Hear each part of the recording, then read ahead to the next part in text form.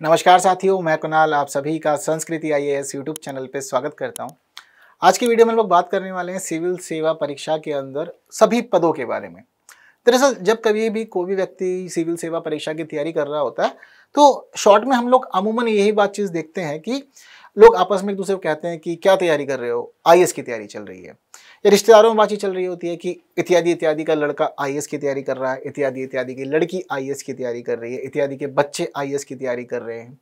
यही बातचीत होती है और सामान्य भी है सभी के साथ में। बट सभी का जो मन होता है ना अंदर से, वो यही चाहता है कि हम आईएएस बने, यही रहता है। लेकिन सब आईएएस नहीं हो सकते, ये भी आपको समझना ज़रूरी है। अगर आप सिविल सेवा परीक्षा में शामिल हो रहे हैं तो यहाँ पर कुल 21 अलग अलग सर्विसेज हैं। इन सभी सर्विसेज के अंदर जो कभी भी अलोकेशन किया जाता है तो यह जो अलोकेशन के लिए एक सिस्टम फॉलो किया जाता है, सभी की सीट निर्धारित होती है कि किस किस जगह पर कितने कितने कैंडिडेट जो है वह पहुँचेंगे और फिर उसके आधार पर सभी निर्णय लिए जाते हैं। ये सभी निर्णय आपकी रैंक के आधार पर होते हैं। लेकिन इस दौरान आपको यह भी समझना ज़रूरी है कि किसे आईएएस मिलता है। हम अगर आईएएस लेना चाहते हैं तो हमें क्या रैंक लानी होगी। जो बहुत सारे कैटेगरी वाले लोग होते हैं, कैटेगरी वालों को यह भी समस्या आती है कि हम अगर कैटेगरी में हैं तो हमें किस रैंक तक आईएएस मिल जाएगा। चलिए मान लीजिए एक बार को आईएएस नहीं मिला तो वह क्या रैंक रहेगी जब हमें आईपीएस मिल जाएगा या आईएफएस मिल जाएगा, क्या क्या हो सकता है। इसके लिए हम सारी बात करते हैं आज की इस वीडियो के अंदर। सबसे पहले मैं आपको लिस्ट दिखा देना चाहता हूँ जिन जिन सर्विसेज के लिए यह जो परीक्षा होती है। आप पहले इसको समझ लीजिए, यह एक एक्चुअल में कंबाइंड एग्जाम होता है 21 सर्विसेज का, और इसलिए इसको सिविल सर्विसेज एग्जामिनेशन बोला जाता है। हम लोग शॉर्ट में या जर्नली बात करते हुए कह देते हैं कि आईएएस की परीक्षा की तैयारी हम लोग कर रहे हैं। आईएएस दरअसल इसके अंदर सबसे टॉप पे आता है। सबसे पहली सर्विसेज माना जाता है उसको इंडियन एडमिनिस्ट्रेटिव सर्विस, सबसे प्रमुख। सबका लगाव भी इसी से रहता है, पर सबका लगाव हम लोगों ने यह भी देखा कि इसके साथ तो रहता ही है, बट ऊपर की 2-3 पोस्ट और उसमें भी लोग इंटरेस्ट रखते हैं, जैसे कि इंडियन फॉरेन सर्विसेज, इसके अलावा इंडियन पुलिस सर्विस। यह कुछ खास है जो लोग के मन में बसता है कि ठीक है ये या ये या ये। बहुत सारे लोग ऐसे भी होते हैं जो आईएएस लेना नहीं चाहते, उनको वर्दी से प्रेम होता है। वो चाहते हैं कि हम यूनिफॉर्म में रहें, हमारी जिंदगी जो है प्रॉपर एक सिस्टम में रहे, हर एक चीज़ फिक्स हो, नियम कायदे वाली जिंदगी चाहिए। वो लोग आईपीएस पसंद करते हैं। कुछ लोग चाहते हैं कि हमें काम तो भारत सरकार के लिए करना है, अपनी सरकार के लिए हम काम करना चाहते हैं, लेकिन इस दौरान एक ट्विस्ट ये हो जाए कि हमें देश से बाहर रह करके काम करना पड़े अपने ही देश के लिए। क्या अलग मजा आएगा, क्या अलग ही जिंदगी होगी। आईएफएस लेना पसंद करते हैं वो लोग, इंडियन फॉरेन सर्विस। इसके अलावा इन 3 सर्विस के बाद भी हम देखते हैं कि अलग अलग 18 सर्विसेज है। हर एक को देखते हैं कौन कौन सी इसमें। तो देखिए इस पूरी लिस्ट के अंदर 16 सर्विस जो होती हैं वह होती हैं ग्रुप ए की। 16 सर्विस के बाद में 5 अलग अलग सर्विसेज ऐसी हैं जो आती हैं ग्रुप बी के अंदर। तो आपकी रैंक यह बताएगी कि आपको सर्विस मिल रही है ग्रुप ए की या सर्विस मिल रही है ग्रुप बी की।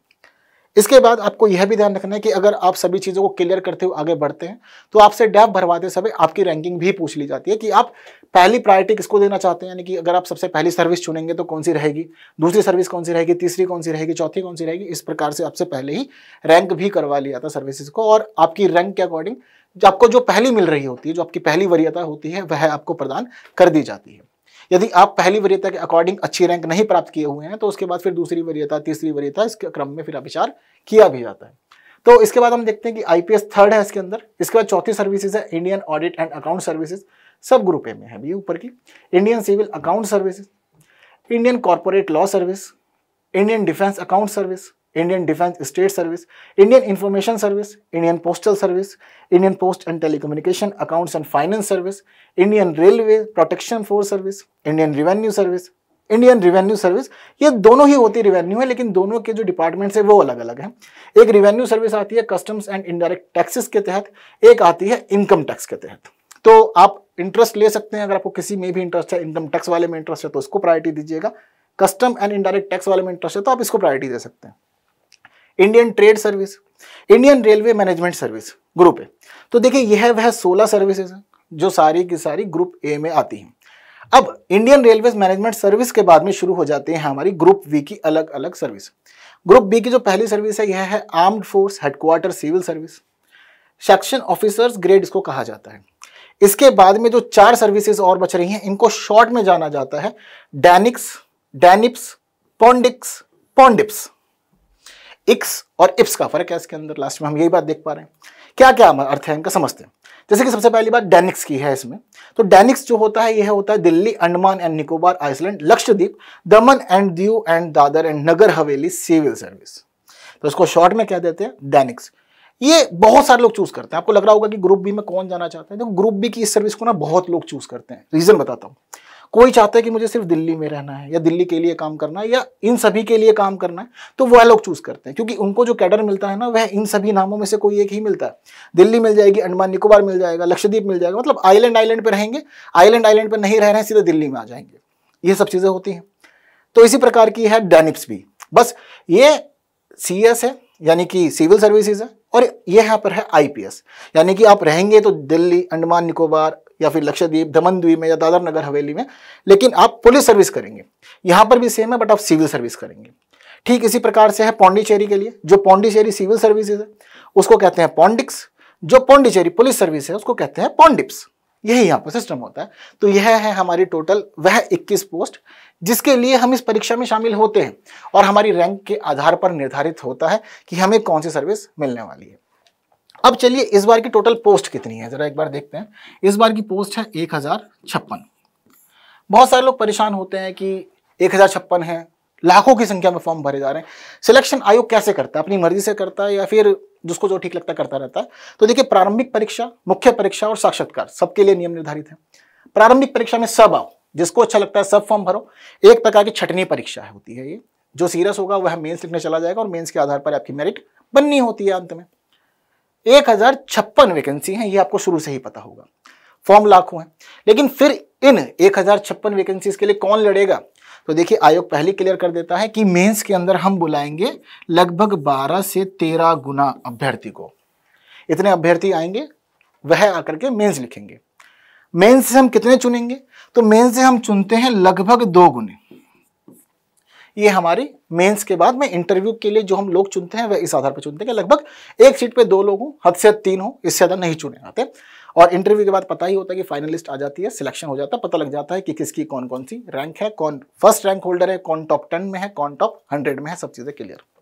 ठीक है, अब बात हो गई है कि किस आधार पर सिलेक्शन कर रहा है आयोग, क्या क्या है, मतलब पैटर्न क्लियर करके कौन कौन सी सर्विस है हमारे पास में। चलिए, यह सब भी क्लियर हो गया। अब लोग मन में आता है कि मान लीजिए हम चाहते हैं कि IAS ही लेना है, तो कितनी रैंक हमारे पास में होनी चाहिए, किस रैंक के अंदर हम लोग आ जाएं। तैयारी करने वाले व्यक्ति को नहीं पता होता उसकी फर्स्ट रैंक आने वाली है, कितनी आने वाली है, वो अंत में ही पता चलता है। और जिसकी फर्स्ट रैंक आती है उसको खुद भी कभी ये विश्वास नहीं होता कि मेरी फर्स्ट रैंक आई है। मतलब उसको थोड़ा टाइम लगता है ये चीजें समझने जानने में कि हाँ, मैं फर्स्ट रैंक होल्डर हूं इस वाले वर्ष के लिए। तो देखिए, अभी फिलहाल के हिसाब से जो सिस्टम चल रहा है, कुछ वर्षों से हम ट्रेंड देख रहे हैं, जैसे कि अगर किसी को IAS ही चाहिए, वो उसका बिल्कुल मन है कि मुझे IAS ही चाहना है, वो दिन रात मेहनत कर रहा है, जी तोड़ मेहनत कर ली है उसने पूरी तरह से कि IAS ही बनना है, कोई और सर्विस नहीं पसंद, मतलब बाकी की जो 20 बच रही है मुझे कोई दिलचस्पी नहीं है, मुझे सिर्फ इसी में ही इंटरेस्ट है। उसको क्या करना है? तो देखिए, अगर आप कैटेगरी से बाहर हैं, यानी कि आप जर्नल कैंडिडेट हैं, तो उस स्थिति में आपके लिए कुछ स्थिति अलग होगी। जर्नल वालों के लिए अमूमन माना जाता है कि अगर आप शुरुआत में 90 से 100 रैंक तक हासिल कर लेते हैं, देखो मैं चाहूंगा फर्स्ट आओ, इसमें कोई परेशानी नहीं है, बट फिर भी संभावनाओं को लेकर के ही जीवन चलता है, और जीवन हमारा संभावनाओं पे ही होता है। हम संभावनाएं लिए बैठे हुए हैं कि हाँ, अभी फॉर्म भर रहे हैं, 3 महीने बाद परीक्षा में शामिल होंगे, परीक्षा में शामिल होकर के ये भी एक संभावना ही है हमारे जीवन की कि हम आने वाले समय में अधिकारी बनेंगे। हर एक चीज संभावनाओं पर चल रही है। तो जर्नल वालों के लिए संभावना यही मानी जाती है कि अगर आप 90 से 100 रैंक के अंदर हैं तो संभावनाएं बढ़ जाती हैं आपकी कि आपको IAS मिलेगा। टॉप 50 में अगर आप आ गए तो बिल्कुल निश्चित हो जाता है मामला कि आपको IAS मिलना ही मिलना है। टॉप 1 पे है, जो पोस्ट मांगेंगे आपको वो मिल जाएगी। लेकिन अगर यहाँ पर मामला आपको फिर भी एक संतुष्टि वाला चाहिए, तो ये आपको ध्यान रखना कि 90 से 100 रैंक तक अगर आप हासिल करते हैं तो पूरी संभावना लास्ट रहती है कि यहाँ तक IAS मिल जाता है जनरल कैंडिडेट्स को। अगर हम लोग OBC वालों के लिए बात करें कि OBC वालों को कब मिलता है इस प्रकार की सर्विस, तो देखिए, इनके लिए माना जाता है लगभग 250 के अगर आप आसपास में रहते हैं, आप OBC कैटेगरी में आ रहे हैं, तो आपके लिए संभावना है कि आप IAS यहाँ तक ले सकते हैं। वहीं SC वाले लोगों के लिए जो माना जाता है वह लगभग आंकड़ा पहुंच जाता है 400 के आसपास। देखिए, हर वर्ष थोड़ा थोड़ा वेरी करता है क्योंकि जो रैंक बनती है वो अंकों के आधार पर बनती है, ना कि कैटेगरी के आधार पर। तो थोड़ी चीजें ऊपर नीचे होती है, लेकिन यह जो है हमारी जनरली जो संभावित चीजें हैं उसके आधार पर है। हाँ, किसी को वास्तव में जानना है कि क्या क्या एक्चुअल में हो रहा है, तो आप लोग एक काम कर सकते हैं, मैं आपको एक प्लेटफॉर्म बता सकता हूं जहां पर जाकर के आप हर एक चीज जान समझ सकते हैं कि सिविल सर्विस की जो परीक्षा पिछली बार हुई थी उसका जो परिणाम आया था, परिणाम के बाद में उन सभी के साथ में क्या क्या हुआ, किसको कौन सा कैडर मिला और किसको कौन सी सर्विस मिली और किस कैटेगरी के आधार पर किस व्यक्ति को क्या सर्विस दी गई, या किसी सर्विस के अंदर किसी कैटेगरी के अंदर लास्ट व्यक्ति कौन सा था कैटेगरी के आधार पर, ये आप जानना चाहते हैं, उसकी रैंक क्या थी जानना चाहते हैं, तो देखिए एक वेबसाइट है, वहां चले जाइए आप, CSE+, गूगल सर्च कीजिए, DOPT की वेबसाइट है, सिविल सर्विसेज से जुड़े हर एक बात आपको यहाँ पर मिल जाएगी। आप यहाँ जाके जान जाएंगे कि 2022 के लिए जितने लोग चयनित हुए थे, किसको कौन सा कैडर मिला था, किस रैंक पे होते हुए किसको कौन सी सर्विस दी गई थी, वगैरह वगैरह सब चीज़ आपको यहाँ मिल जाएंगी। यहाँ पे प्रॉपर हर एक चीज़ को पब्लिश किया जाता है, पारदर्शिता है व्यवस्था में, कोई घबराने वाली बात नहीं है। यह सारी बात होगी किसके लिए, मुख्य रूप से IAS के लिए। अब इससे ही थोड़ी सी रैंक अगर आप पीछे हो जाएं, कई बार एक रैंक से मामला गड़बड़ाता है, और एक रैंक से ही हम देखते हैं कि लोग फॉरेन सर्विस में चले जाते हैं या फिर पुलिस सर्विसेज में आ जाते हैं। धीरे धीरे इस प्रकार चलती है, सब चीज़ें ठीक है, लेकिन हम लोगों ने बहुत बार देखा कि लोग यह वाली सर्विसेज नहीं करना चाहते, इनके नाम भी नहीं पता होंगे, किसी से पूछो आपको लोग बता सकते हैं कि हाँ IAS होता है, IFS होता है, IRS भी होता है, IPS भी होता है, लेकिन वो ये नहीं बता सकते बीच में कि यहाँ पर डिफेंस स्टेट सर्विस है या इंफॉर्मेशन सर्विस है, पोस्टल सर्विस है, ऐसी बातें नहीं होती। लोग इन चीज़ों को ना तो जानना चाहते हैं, इन सर्विसेज से भी लोग बचते हैं।